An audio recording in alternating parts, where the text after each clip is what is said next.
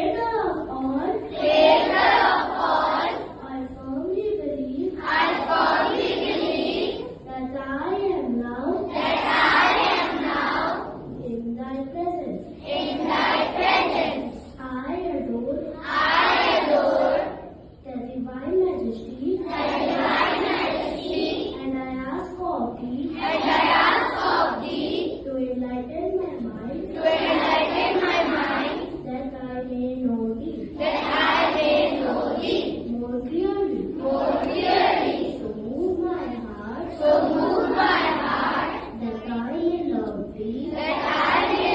thee above all above all things, and my neighbors